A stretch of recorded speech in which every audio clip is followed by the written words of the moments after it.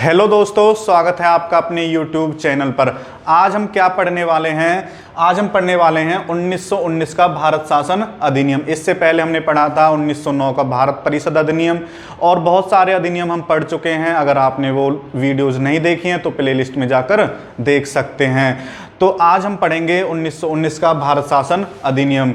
भारत शासन अधिनियम को हम मॉन्टेग्यू चेम्सफोर्ड सुधार भी कहते हैं। तो एक क्वेश्चन तो यही बन जाता है, मॉन्टेग्यू चेम्सफोर्ड सुधार किस अधिनियम को कहते हैं? तो 1919 के भारत शासन अधिनियम को हम मॉन्टेग्यू चेम्सफोर्ड सुधार कहते हैं। अब मॉन्टेग्यू चेम्सफोर्ड सुधार क्यों कहते हैं? क्योंकि जब 1919 का भारत शासन अधिनियम आया था उस समय भारत के जो वॉयसराय थे वो चेम्सफोर्ड थे और भारत के राज्य सचिव कौन थे? मॉन्टेग्यू थे। तो इसलिए इसे मॉन्टेग्यू चेम्सफोर्ड सुधार कहा जाता है।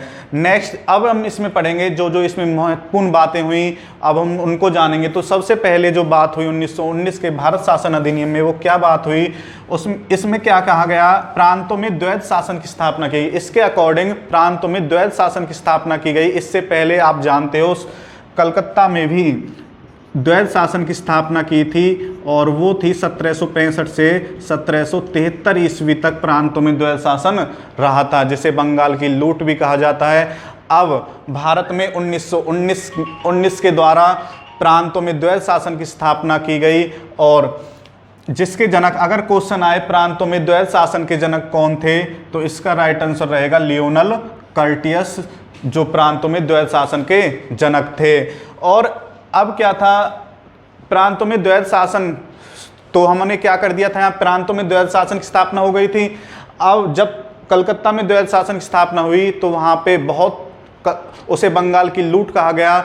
इस तरह से इस द्वैध शासन के ऊपर जांच करने के लिए एक आयोग का गठन किया गया, जिसे 10 वर्ष बाद अपनी रिपोर्ट प्रस्तुत करना था। यानी कि जब प्रांतों में द्वैध शासन की स्थापना की गई उसके बाद एक आयोग का गठन किया गया, जिसे 10 वर्ष बाद क्या करना था? अपनी रिपोर्ट सबमिट करानी थी। नेक्स्ट देखो, नेक्स्ट क्या काम हुआ? इसमें प्रत्यक्ष चुनाव की व्यवस्था की गई। अब तक जो चुनाव होते थे उसमें अप्रत्यक्ष चुनाव प्रणाली की व्यवस्था थी।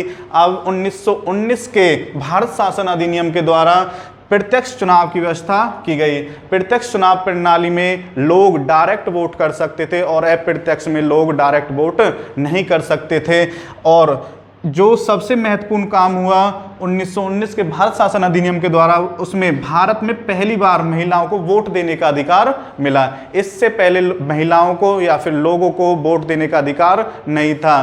पहली बार भारत में महिलाओं को वोट देने का अधिकार जो मिला वो 1919 के भारत शासन अधिनियम के द्वारा दिया गया। तो एक इम्पोर्टेंट क्वेश्चन है, पूछा भी जा सकता है एग्जाम्स में, महिलाओं को पहली बार वोट देने का अधिकार किस अधिनियम के द्वारा मिला? तो 1919 के भारत शासन अधिनियम या मॉन्टेग्यू चेम्सफोर्ड सुधार के द्वारा। नेक्स्ट क्या हुआ? इस अधिनियम के अनुसार एक केंद्रीय लोक सेवा आयोग का गठन का प्रावधान किया गया और इसके अंतर्गत 1926 में ली आयोग के द्वारा, मोस्ट इंपोर्टेंट है, ली आयोग की सिफारिश पर केंद्रीय लोक आयोग का मतलब है यहाँ पे यूपीएससी का गठन हुआ। यूपीएससी का गठन कब हुआ? 1926 में। और किस आयोग की सिफारिश पर हुआ? ली आयोग की सिफारिश पर हुआ। और किस अधिनियम के द्वारा हुआ? 1909 के भारत शासन अधिनियम के द्वारा। तो मोस्ट इंपोर्टेंट क्वेश्चन कवर हुए यहाँ पे। यूपीएससी एक बार और रिवाइज करा रहा हूँ, यूपीएससी का जो गठन है कब हुआ था? 1926 में। और किस आयोग की सिफारिश पर हुआ? ली आयोग की सिफारिश पर। किस अधिनियम के द्वारा हुआ? 1919 के भारत शासन अधिनियम के द्वारा।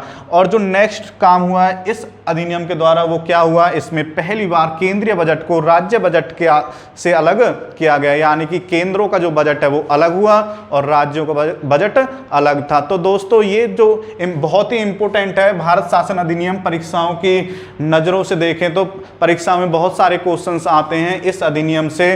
तो आगे हम इससे पहले इसमें जो सबसे पहले हुआ था, द्वैध शासन की स्थापना हुई थी। द्वैध शासन की स्थापना को समाप्त कब किया गया? वो 1935 के भारत शासन अधिनियम के द्वारा किया गया। वो हम आगे पढ़ेंगे, अगली वीडियो में पढ़ेंगे जब हम 1935 का भारत शासन अधिनियम पढ़ेंगे।